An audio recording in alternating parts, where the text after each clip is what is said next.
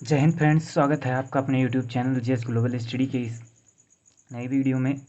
आज जो हमको चर्चा करनी है वो क्लास 10th का एक्सरसाइज 3.5 करना है, जिसका आज हमको क्वेश्चन नंबर 3 करना है। क्वेश्चन नंबर 3 करेंगे। क्वेश्चन नंबर 4 का भी हम कुछ सवालों को करेंगे और बाकी बचे सवालों को हम नेक्स्ट वीडियो में करेंगे। तो चलिए पहले देख लेते हैं। क्वेश्चन नंबर 3 से करना स्टार्ट करते हैं। 2 नंबर तक क्वेश्चन हमने कर लिया है पिछली वीडियो में। यहाँ से जो हमको करना है वो क्वेश्चन नंबर 3 से करना है। तो चलिए आपको दिखा देते हैं पहले क्वेश्चन नंबर 3 है क्या। तो क्वेश्चन नंबर 3 है हमारा, निम्नलिखित रैखिक समीकरण युग्म को प्रतिस्थापन एवं बीजगणन विधि से हल कीजिए और किस विधि को आप अधिक उपयुक्त मानते हैं। मतलब इसको बीजगणन विधि से भी करना है और प्रतिस्थापन विधि से भी हमको इस सवाल को करना है। तो चलिए करते हैं सवाल को। पहले प्रतिस्थापन विधि कर लेते हैं, उसके बाद में तब बीजगणन विधि करते हैं। तो पहला डाल देते हैं प्रतिस्थापन विधि से,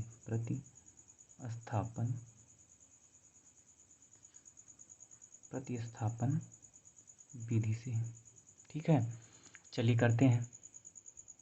पहला जो सवाल दिया गया है वो 8x + 5y बराबर कितना दिया गया है 9। दूसरा क्या दिया गया है, इसको मान लेते हैं समीकरण 1। दूसरा क्या दिया गया है 3x + 2y और बराबर कितना दिया गया है 4। इसको मान लेते हैं समीकरण 2। अब समीकरण देखिए 2 छोटा है, इसी से ले लेते हैं समीकरण, यहाँ लिख देते हैं समीकरण 2 से।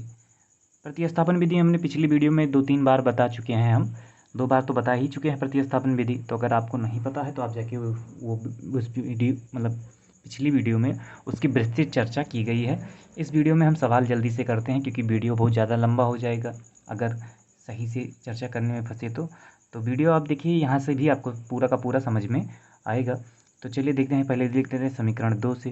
समीकरण 2 को ले लेते हैं। क्या लिखा है 3x + 2y बराबर कितना दिया गया है 4। 3x को ऐसे रहने देते हैं और 4 को इसको इधर ले आते हैं। तो ये हो जाएगा 4 और ये 2y इधर प्लस में था, इधर आया तो माइनस में हो गया। अब x बराबर क्या हो जाएगा 4 - 2y और बटे में कितना हो जाएगा, ये 3 इधर गुणे में था, इधर आया तो बटे में हो गया। x की वैल्यू हमको पता चल गई। हमने निकाला किससे था, समीकरण 2 से। तो रखेंगे कहाँ, समीकरण 1 में। तो यहाँ लिख देते हैं, इसको डाल देते हैं समीकरण 3। लिख देते हैं समीकरण 3 का मान समीकरण किस में रखेंगे, 1 में रख देते हैं। 1 में रखने पर हमने किसकी वैल्यू निकाली है, x की। तो x जहाँ है वहाँ पर हमको कितना रखना है, इतना। चलिए रख देते हैं। यहाँ कितना हो जाएगा 8 × 4 - 2y और बटे में 3 और प्लस ये 5y लिखा ही रहेगा और फिर बराबर में ये 9 तो रहेगा ही, तो 9 हो जाएगा।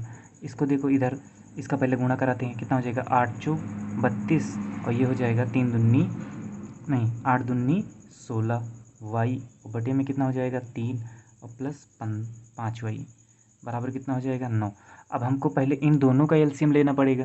तो इन दोनों का एलसीएम लेंगे तो ये हो जाएगा 32 - 16y और ये इधर कितना हो जाएगा 3 × 5 = 15। कितना हो जाएगा 3 × 5 = 15 और सबके बटे कितना हो जाएगा अब 3। हमने इसका भी क्या ले लिया है, एलसीएम ले लिया है। तो ये हो गया 32 - 16y + 15 बराबर 3 × 5 = 15 और बटे 3 बराबर कितना हो गया 9।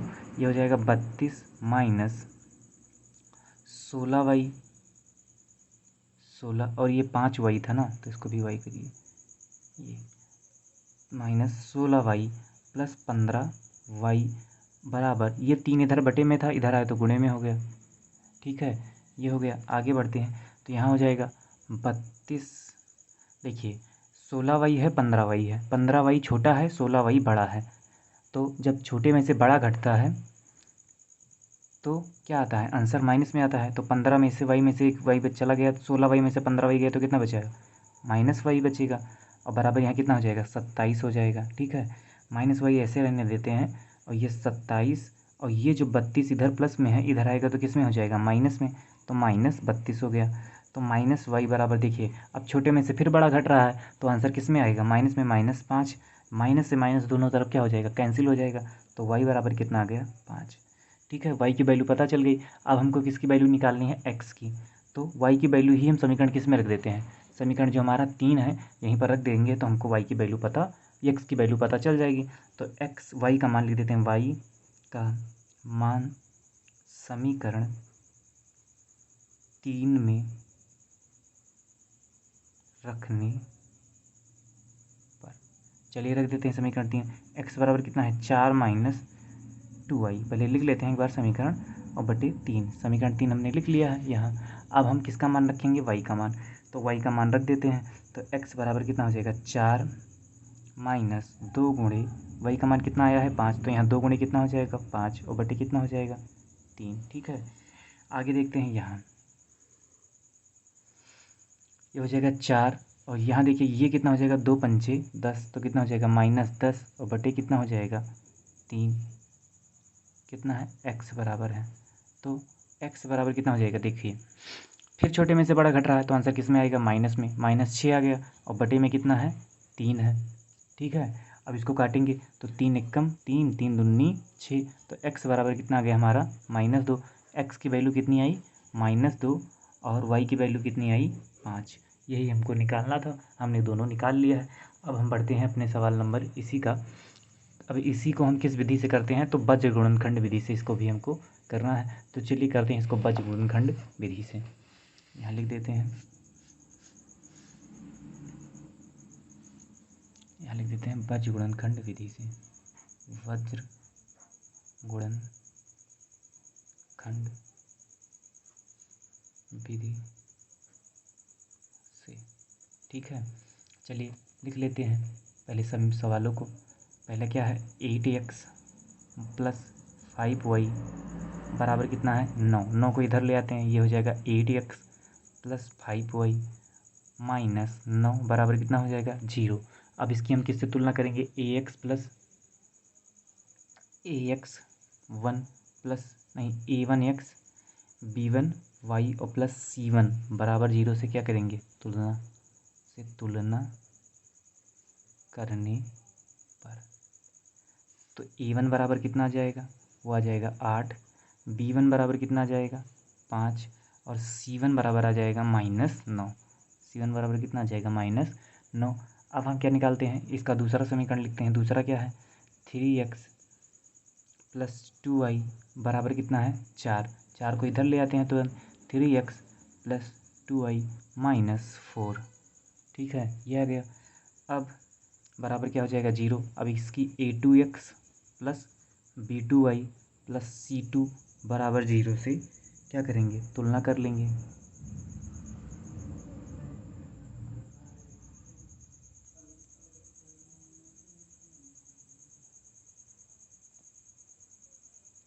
तो इसकी तुलना कर लेंगे। अब इसकी तुलना जब हम करेंगे तो देखिए a2 बराबर कितना आ जाएगा 3 आ जाएगा, b2 बराबर कितना आ जाएगा 2 आ जाएगा और c2 बराबर हमारा आ जाएगा -4।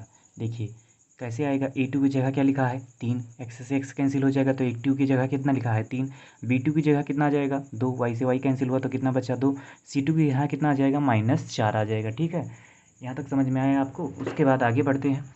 अब हम करते हैं इसका बज्र गुणनखंड विधि से करना है तो उसके लिए क्या होता है, x अपान क्या होता है, हमको बताएं आपको BCCA AB, ये याद रखना है, BCCA AB ये आपको याद रखना है, BCCA और AB। तो यहाँ हो जाएगा, पहले BC होता है तो B1 B2 C1 C2, फिर क्या होता है CA होता है y बटे C1 C2 A1 A2, फिर यहाँ हो जाएगा 1 अपान क्या हो जाता है, यहाँ BCCA AB होता है तो A1 A2 B1 B2। अब सबका मान रखेंगे तो x बराबर देखिए यहाँ पर B1 का मान कितना है, देखिए B1 का मान है 5 और B2 का मान है 2। C1 का मान कितना है, C1 का मान है -9, C1 का मान कितना है -9 और C2 का मान है -4। इधर आते हैं, यहाँ y बराबर y बटे C1 C2 यही निकाला है, C1 C2 ही लिखना था, C1 C2 यहाँ भी लिखा है तो यहाँ लिख देते हैं -9 -4। और फिर क्या है A1 A2 का मान यहाँ कितना है 8, A2 का मान कितना है A2 का मान है 3, A2 का मान कितना है 3 बराबर 1/, फिर A1 A2 ही है, फिर A1 A2 ही है और A1 A2 ही हमने यहाँ पर लिखा है, तो A1 A2 को भी लिख देते हैं। कितना है 8 3, यहाँ 1/, होगा। और फिर B1 B2 हमने कहाँ निकाला है, देखिए B1 B2 पहले निकाला था 5 2, तो यहाँ लिख देते हैं 5 2। या फिर आप यहाँ से भी देख सकते हैं, B1 का मान कितना था 5 और B2 का मान कितना है B2 का मान कितना है 2, हमने वही लिख दिया है। अब हम करेंगे इसको सही। देखिए इसका वाले का इधर गुणा, इस वाले का इधर गुणा, इस वाले का इधर, इस वाले का इधर, इस वाले का इधर और इस वाले का इधर, और बीच में कौन सा साइन लगेगा, तो बीच में माइनस का साइन लगेगा। ठीक है, तो चलिए करते हैं। यहाँ हो जाएगा x अपान, देखिए 5 चौके 20 हो जाएगा -20, और ये हो जाएगा 2 9 18। बीच में माइनस का साइन तो लगेगा, लेकिन ये 2 9 18 हुआ और यहाँ माइनस का साइन लगा था, माइनस का चिन्ह था, तो हमने इसलिए इसको किस में लिख दिया -18 में। फिर बराबर y बटे, देखिए यहाँ कितना हो जाएगा 9 तिरिक 27, कितना हो जाएगा -27, क्योंकि यहाँ माइनस था, प्लस माइनस का माइनस, बीच में फिर क्या लगाएंगे माइनस, ये कितना हो जाएगा 4 8 32, क्या हो जाएगा 4 8 32, लेकिन 32 किस में आएगा माइनस में, क्योंकि ये प्लस में है, ये माइनस में, प्लस माइनस का माइनस, तो -32 हो जाएगा। ठीक है, यहाँ आ जाते हैं, तो यहाँ देखिए 8 दूनी कितना हो गया 16, -3 बचे कितना हो जाएगा 15। ठीक है, इतना आ गया। अब हम करते हैं सवालों को, तो देखिए यहाँ कितना जाएगा x बटे कितना जाएगा, देखिए ये माइनस माइनस क्या हो जाएगा प्लस हो जाएगा, तो ये हो जाएगा -20 और प्लस कितना हो जाएगा 18। यहाँ आते हैं y बराबर -27 और ये भी माइनस माइनस क्या हो जाएगा प्लस हो जाएगा 32 हो जाएगा। ठीक है, यहाँ आते हैं, यहाँ आ जाएगा 1/16 में से 15 जाएगा तो 1 आ जाएगा। अब फिर आगे बढ़ते हैं, यहाँ देखिए 18 प्लस में है लेकिन वो छोटा है, 20 माइनस में है वो बड़ा है, तो बड़े में से छोटे में से जब बड़ा घटेगा तो आंसर किस में आएगा माइनस में, तो यहाँ कितना आ जाएगा -2। देखिए छोटे में से बड़ा घट रहा है, छोटा है 18 और बड़ा घट रहा है, तो आंसर किस में आएगा -2। यहाँ देखिए y 32 किस में है प्लस में है, 27 वाला माइनस में है, प्लस वाला बड़ा है और माइनस वाला छोटा है, तो यहाँ कितना आ जाएगा प्लस में आ जाएगा आंसर y/5 आ जाएगा, और यहाँ कितना आ जाएगा 1/1। ठीक है, ये इतना आ गया। अब हम आगे बढ़ते हैं, चलिए आगे बढ़ते हैं, तो यहाँ देखिए x/-2 बराबर क्या, हम अब की बार हमको इनको और इनको साथ में लेना है और एक बार इनको और इनको साथ में लेना है, तो यहाँ कितना है 1/1 है, इसको साथ में ले लिए, तो देखिए इसका गुणा इधर होगा, इसका गुणा इधर, तो इसका गुणा जब इधर होगा तो ये कितना हो जाएगा x और इधर इसका जब गुणा होगा तो ये हो जाएगा 2 ये हो जाएगा हमारा -2। x बराबर कितना आ गया -2। y का मान ले लेते हैं, y का मान कितना है, y बटे कितना हो जाएगा 5, y बटे कितना हो जाएगा 5। अब की बार इनको साथ में लेना है, तो 1/1, 1 बटे कितना होगा 1 का गुणा इधर होगा तो y और 5 का इधर होगा तो 5 1 कम 5, तो y बराबर कितना आ जाएगा 5। x बराबर कितना आ गया -2, y बराबर कितना आ गया 5। देखिए x बराबर कितना आ गया -2, y बराबर कितना आ गया y बराबर कितना आ गया 5। ठीक है, यही दो मान हमने किस विधि से किया था, प्रतिस्थापन विधि से हमने जब किया था तब भी यही दोनों मान आए थे, x का मान -2 आया था, y का मान कितना आया था 5 आया था। दिखा देते हैं आपको, अभी हमने जो किया है पीछे, ये देखिए हमने कौन सी विधि की है, तो हमने प्रतिस्थापन विधि भी जब की थी तो प्रतिस्थापन विधि में भी मान कितना आया था, y का मान आया था 5, x का मान कितना आया था -2। यहाँ भी क्या हो रहा है, यहाँ भी देखिए y और x का मान सेम ही आ रहा है, देखिए x का मान -2 आ रहा है, y का मान -5 आ रहा है, तो इसका मतलब हमारा सवाल एकदम सही है। और जब देखिए दोनों का मान क्या है सेम आ रहा है, इसका मतलब हमारा सवाल एकदम सही है। और इसमें ये पूछ रहे थे कि कौन सी विधि सबसे उपयुक्त है, तो यहाँ पर हम लिख देंगे प्रतिस्थापन विधि, प्रतिस्थापन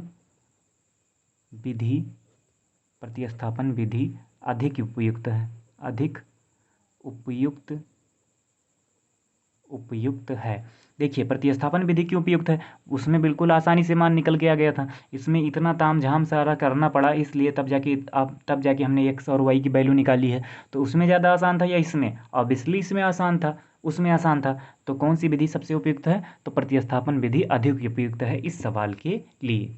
ठीक है, अब ये सवाल हो गया। अब हम करते हैं क्वेश्चन नंबर 4।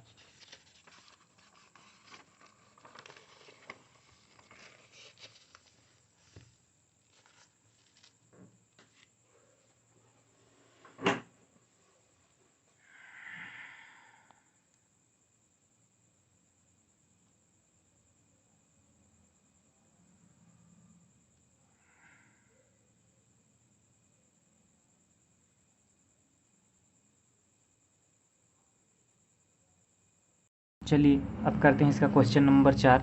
देखते हैं उसका पहला सवाल क्या दिया गया है क्वेश्चन नंबर 4 का। तो देखिए क्वेश्चन नंबर 4 का जो पहला सवाल दिया गया है, यहाँ पर पहले इसको पढ़ लेते हैं क्या दिया गया है। निम्नलिखित संख्याओं में रैखिक समीकरण युग्म बनाइए और उनके हल यदि उनका अस्तित्व हो तो ज्ञात कीजिए। और किसी बीजगणितीय विधि से, बीजगणितीय विधि में कौन सी विधि है, जैसे बीजगणितीय विधि कौन सी विधि है, बीजगणितीय विधि में प्रतिस्थापन विधि भी आती है, बजगुणनखंड विधि भी आती है और विलोपन विधि भी आती है। तो इसमें हमको तीनों से करना है, प्रतिस्थापन विधि से भी कर सकते हैं, विलोपन विधि से भी कर सकते हैं और बजगुणनखंड विधि से भी कर सकते हैं। तीनों विधियों से कर सकते हैं। और एक विधि और है बीजगणितीय विधि, जिससे हमने बीजगणितीय सवालों को किया था, वो उस तरह भी कर सकते हैं, उससे और ज़्यादा आसान हो जाएगा। तो अभी हम जब सवालों को करेंगे तो जो विधि हमको ज़्यादा उपयुक्त लगेगी उस विधि की सहायता से हम सवालों का आंसर निकालेंगे। तो चलिए इसका पहला जो सवाल है उसको पढ़ते हैं। क्या दिया गया है, एक छात्रावास के मासिक व्यय का एक भाग नियत है तथा शेष भाग इस भाग पर निर्भर करता है कि छात्र कितने दिन भोजन लिया है। जब एक विद्यार्थी ए 20 दिन भोजन करता है तो उसे 1000 रुपये छात्रावास के लिए अदा करने पड़ते हैं, जबकि एक विद्यार्थी जो बी है 26 दिनों तक भोजन करता है और छात्रावास के लिए उसको 1180 रुपये अदा करने पड़ते हैं। तो नियत व्यय और प्रतिदिन के भोजन का मूल्य हमको ज्ञात करना है। नियत व्यय और प्रतिदिन के भोजन का मूल्य हमको ज्ञात करना है। फिर से पढ़ लेते हैं एक बार। एक छात्रावास का मासिक व्यय नियत है, मतलब जो उसका रूम रेंट है वो नियत है। छात्र जितने दिन भोजन लिया है उसका अलग से मिलता है, शेष जो उसमें जुड़ता है उसके किराए में वो कौन सा जुड़ता है, जितने दिन वो भोजन लिया होता है उसके हिसाब से उसका किराया। देखिए दो चीज़ें हैं, दो चीज़ें कौन कौन सी हैं, एक चीज़ तो ये है, एक चीज़ ये है कि दो चीज़ें पैरेलल चल रही हैं। एक उसका रूम का रेंट चल रहा है, लेकिन रूम का रेंट क्या है, वो नियत है। रूम का रेंट क्या है, नियत है। लेकिन भोजन जो लेता है उसका भाड़ा, उसको क्या, उसका जो भोजन लेता है उसका पैसा उसको अलग से देना पड़ता है। तो वो इसमें सवाल इसमें है, ये ऐसा है कि जितने दिन वो भोजन लेता है उतने दिन का उनको, मतलब उतने दिन का उनको पैसा देना पड़ता है। तो जैसे एक विद्यार्थी हो जिसने उसने 26 दिन लिया है तो उसको देख, जो रूम रेंट है वो दोनों लोगों का सेम है, वो नियत है। लेकिन जितने दिन आप वो भोजन ले रहे हैं उसका किराया उनको अलग से देना पड़ रहा है। तो जो 20 दिन लिए हैं उनको 1000 रुपये देने पड़ रहे हैं और जो अतिरिक्त दिन लिए हैं उनको 1180 रुपये देने पड़ रहे हैं। 26 दिन लिए हैं। तो चलिए करते हैं सवालों को, भी आपको समझ में आ जाएगा। पहला सवाल इसका करते हैं, क्वेश्चन नंबर 4 करते हैं। क्वेश्चन नंबर 4 का पहला सवाल, चलिए क्या दिया गया है, एक छात्रावास का मासिक व्यय का भाग नियत है। तो यहाँ लिख देते हैं छात्रा, माना लिख देते हैं, माना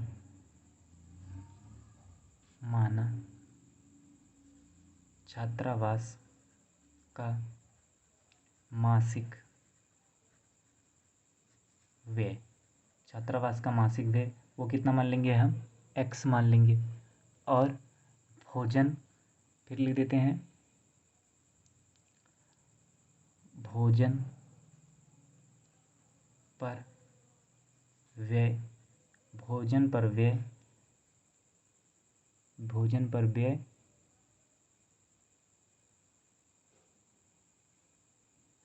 भोजन पर व्यय रुपये लिख देते हैं। भोजन पर व्यय रुपये वो कितना हम मान लेंगे, y मान लेंगे। ठीक है। अब हम आते हैं प्रश्नानुसार, प्रश्नानुसार देखिए अब उसमें क्या कह रहा है, जो उसका नियत भाड़ा है किसका, रूम का। देखिए तो यहाँ लिख देते हैं, पहले छात्र द्वारा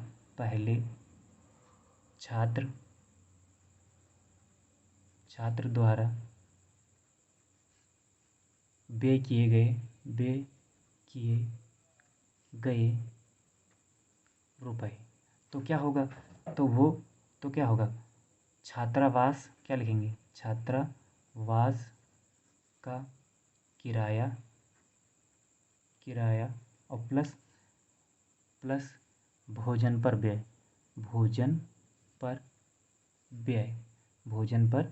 व्यय। देखिए छात्रावास का किराया और प्लस भोजन पर व्यय मिला के वो कितना रुपया दे रहा है, तो वो दे रहा है 1000 रुपये। कितना दे रहा है, 1000 रुपये, जो पहला छात्र है। जो पहला छात्र है वो छात्रावास का किराया और प्लस भोजन पर का जो किराया है उसको मिला के कितना देता है, 1000 रुपये। तो छात्रावास का किराया तो नियत है, हमने उसको कितना माना है, x माना है। और फिर भोजन का जो व्यय है, भोजन पर व्यय, तो भोजन उसने कितने दिन लिया है, 20 दिन लिया है, और उसका पर व्यय कितना है, y, तो ये कितना हो जाएगा, 20y। ठीक है, कितना हो जाएगा, 20y हो जाएगा। देखिए उसने भोजन कितना दिन लिया है, 20 दिन लिया है, तो उसका जो किराया होगा, तो मान लेते हैं जो भोजन पर किराया है वो y है, 20 दिन लिया है तो 20 में मान लीजिए उसका किराया कितना है, 5 रुपये है, 5 रुपये है, ठीक है। और 20 दिन लिया है तो उसका कितना हो जाएगा, 20×500 गुणा ही तो होगा, तो यहाँ पर हमने कितना लिखा है, 20y तो ही लिखा है, इसका मतलब क्या लिखा है, गुणा ही।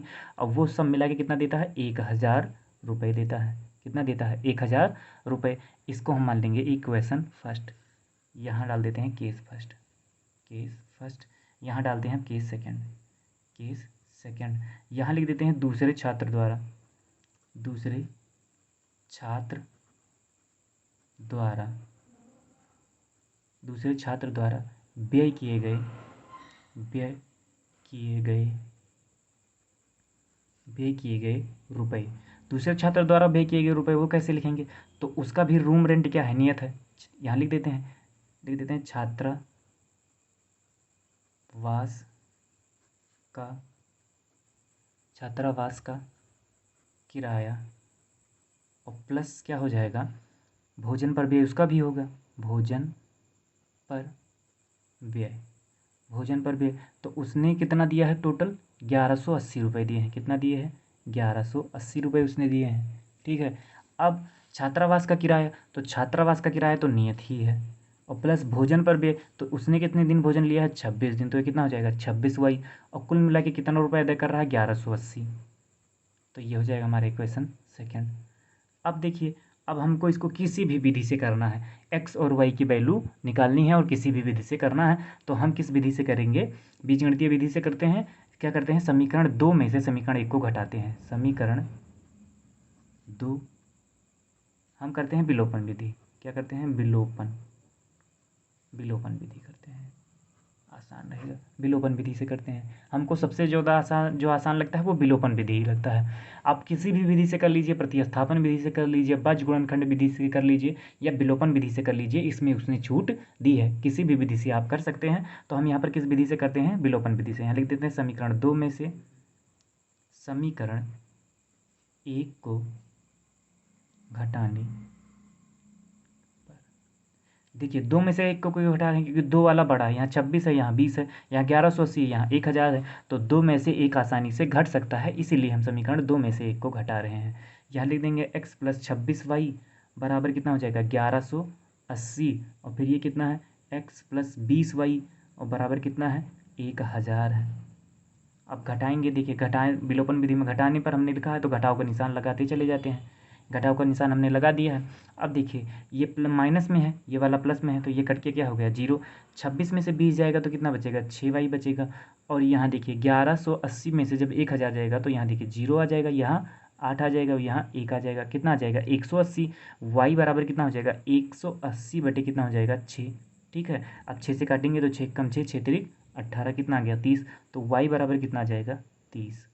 y बराबर कितना आ जाएगा, 30 आ जाएगा। अब हमको y की वैल्यू पता हो गई, अब हमको किसकी वैल्यू पता करनी है, x की। तो x की वैल्यू भी पता कर सकते हैं बिल्कुल आसानी से, किसी एक समीकरण में हम y की वैल्यू रख देंगे तो x की वैल्यू पता हमको चल जाएगी। तो यहाँ लिख देते हैं y का मान, y का मान कहाँ लिख देते हैं, समीकरण 1 में, समीकरण 1 में रखने पर, चलिए रख देते हैं समीकरण 1 में। समीकरण 1 कौन सा है, यहाँ देखते हैं, समीकरण 1 है हमारा x + 20y बराबर 1000, x + 20y बराबर 1000, पहले लिख देते हैं x + 20y बराबर कितना है, 1000, यहीं पर हमको रखना है। तो ये हो जाएगा x + 20 और y का मान हमने कितना निकाला है, 30, तो 20 गुणे कितना हो जाएगा, 30, और बराबर कितना हो जाएगा, 1000। ठीक है, जहाँ y था वहीं पर हमने y की वैल्यू रख दी है।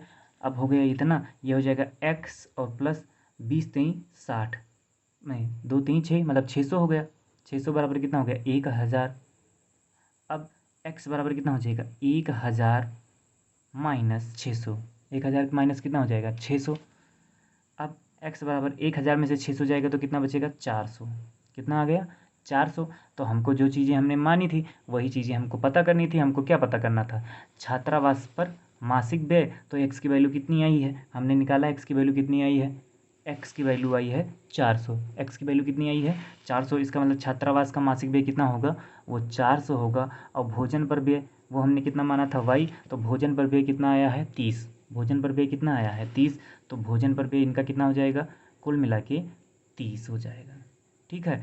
अब देखिए इन्होंने क्या किया है, दो लोग हैं, दोनों लोगों ने, एक लोग 20 दिन लिए हैं, तो जिन लोग 20 दिन लिए हैं उनका 20 गुणे कितना हो जाएगा? 30। तो उनका कितना हो जाएगा? 2×18, 2×3=6। उनका कितना हो जाएगा? उनका तो 600 हो जाएगा। लेकिन जो 26 दिन लिए हैं उनका कितना हो जाएगा? तो उनका हो जाएगा 3×6=18 के 8 और 3×2=6 और 2 8। कितना हो जाएगा? उनका 880 हो जाएगा। दोनों लोगों का अलग अलग हो गया, या फिर यही एक्स और वाई की वैल्यू ही निकालनी थी, हमने दोनों निकाल ली है। यही हो जाएगा इसका आंसर। ठीक है, यहीं पर हो जाएगा इसका आंसर। अब करते हैं इसका सवाल नंबर दूसरा।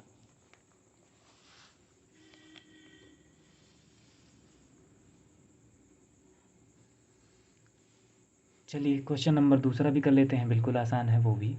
क्वेश्चन नंबर सेकंड, मतलब चौथे का दूसरा हमको करना है। एक बार सवाल आपको भी दिखा देते हैं, उसके बाद तब करना चालू करते हैं। चलिए देखिए क्या दिया गया है सवाल। सवाल दिया गया है दूसरा, एक भिन्न है जिसमें वो 1/3 हो जाती है। कब हो जाती है? जब उसके अंश से एक घटाया जाता है तब। जब उसके अंश से एक घटाया जाता है तो वो क्या हो जाती है? 1/3 हो जाती है। और जब वह 1/4 हो जाती है, जब उसके हर में क्या किया जाता है? 8 जोड़ दिया जाता है। देखिए जब अंश में से एक घटाया जाता है तो वो कितना हो जाती है? 1/3 हो जाती है। और जब हर में 8 जोड़ दिया जाता है तो वो कितना हो जाती है? 1/4 हो जाती है। तो वह भिन्न हमको ज्ञात करनी है कि वह भिन्न कौन सी है। तो चलिए करते हैं सवाल को, अभी पता चल जाएगा। पहले जो चीज़ें नहीं दी गई उन्हीं को मान लेते हैं। तो माना, क्या मान लेंगे? माना अंश बराबर कितना हो जाएगा? अंश बराबर हो जाएगा x, और हर बराबर कितना हो जाएगा? वो हो जाएगा y। हर बराबर कितना हो जाएगा? y हो जाएगा। तो अब देखिए अगर अंश ये है, हर ये है, तो भिन्न क्या बनेगी? अगर अंश हर ये है तो भिन्न क्या बनेगी? भिन्न का सूत्र क्या होता है? अंश बटे हर होता है। अंश बटे क्या होता है? हर। तो यहाँ पर अंश कितना है? x है, हर कितना है? y है। अंश कितना है? x और हर कितना है? y। तो भिन्न बराबर कितना आ गया? x/y आ गया। ठीक है, अब आगे करते हैं प्रश्नानुसार। यहाँ डाल देते हैं प्रश्नानुसार, और यहाँ डाल देते हैं केस फर्स्ट। केस फर्स्ट डाल देते हैं। तो क्या कह रहे हैं कि जब अंश से एक घटाया जाता है, x बटे मान लो y भिन्न लिखी हुई है, उसके जब अंश से एक घटाया जाता है तो वो किस में बदल जाती है? वो 1/3 हो जाती है। यही वो कह रहे हैं केस फर्स्ट में। अगर अंश से एक घटाया गया तो वो कितना हो जाता है? 1/3 हो जाता है। तो इसको सॉल्व कर लेते हैं, समीकरण बना लेते हैं। इसका गुणा इधर हो जाएगा, इसका गुणा इधर, तो कितना हो जाएगा? 3x-1, और इधर वाले का इधर गुणा होगा तो y 1 × y हो जाएगा। 3 को गुणा एक बार इसमें और एक बार इसमें, तो 3x हो जाएगा। और जब इसमें होगा तो 3×3 हो जाएगा, और y कितना हो जाएगा? y हो जाएगा। ठीक है, आगे बढ़ते हैं। ये हो जाएगा 3x, और ये y जो इधर प्लस में है इधर आएगा तो किस में हो जाएगा? माइनस में, -y। अब ये जो 3 इधर प्लस में था, माइनस में था, इधर आया तो प्लस में हो गया। ये हो जाएगा हमारा समीकरण पहला। अब केस सेकंड डालते हैं। केस सेकंड प्रश्नानुसार। Case second प्रश्नानुसार।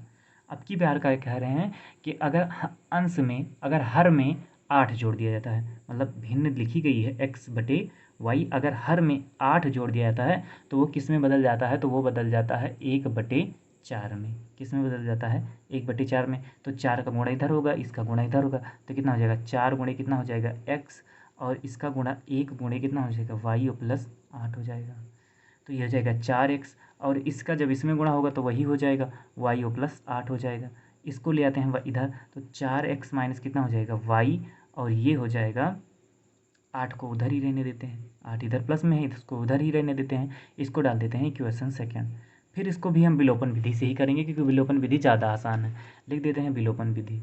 विलोपन विधि से, विलोपन विधि से करते हैं। चलिए, तो पहले समीकरण हमको पहला और दूसरा दोनों मिल गया है। अब हम देखिए अगर हम क्या करें, यहाँ भी माइनस है, यहाँ भी माइनस है, दोनों माइनस माइनस में है, तो हम क्या करें? देखिए बड़ा कौन लग रहा है? बड़ा हमको लग रहा है दूसरा वाला, तो और पहला वाला छोटा लग रहा है तो दूसरे वाले में से पहले को हम घटा देते हैं। लिख देते हैं समीकरण 2 में से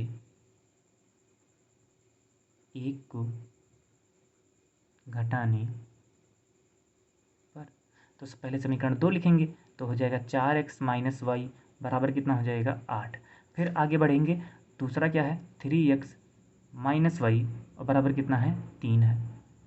समीकरण 2 ये था और समीकरण 1 कौन सा था, ये था। इसी दोनों में से हम घटाने पर, तो घटाने पर घटाव का निशान लगा देते हैं ऐसे। अब देखिए ये माइनस माइनस क्या हो गया, प्लस हो गया, और यहाँ माइनस में तो प्लस माइनस का माइनस ये कट के क्या हो गया, 0 हो गया। 4x में से 3x गया तो कितना बचा, x बचा, और 8 में से 3 गया तो कितना बचा, 5। तो x की वैल्यू हमको पता चल गई, कितनी आ गई, 5 आ गई। अब x का मान हम किसी भी समीकरण में रख के y का मान निकाल लेंगे। x का मान हम किसी भी समीकरण में रख के y का मान निकाल लेंगे। तो चलिए करते हैं, मान निकालते हैं। एकदम आसान सा सवाल है।